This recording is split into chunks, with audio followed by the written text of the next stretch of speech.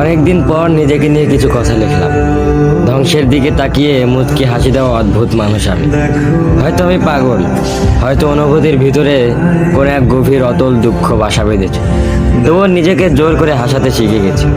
যেদিন ভেতরটা একবারে ভেঙে গিয়েছিল, সেদিনও বাইরে থেকে এক চিলতে হাসি মুখে নিয়ে সবার সামনে দাঁড়িয়েছিলাম। কষ্টগুলোকে আমি বন্ধু বানিয়েছি, একাকিত্বকে আপন করে নিয়েছি। মানুষ ভাবে আমি হয়তো সুখী, শক্ত, নির্লিপ্ত, কিন্তু তারা জানে না প্রতি রাত আমার এক একটা লড়াই। নিজেকে নিজেই বুঝিয়ে রাখি তুই ভালো আছিস, অথচ আমি জানি আমি ভালো নেই। ভেঙে যাচ্ছি প্রতিদিন একটু একটু করে, আর এই ধ্বংস হওয়াটাকে যেন ভালোবেসে ফেলেছি। আমি সেই মানুষ যে হার মানার আগে হাসে, কারণ জানি কান্না দেখিয়ে লাভ নেই। পৃথিবী শুধু শক্তদের মনে রাখে, দুর্বলদের নয়। তাই আমি অদ্ভুত, আমি অনুভূতির আগুনে পুড়ে যাওয়া নীরব যোদ্ধা।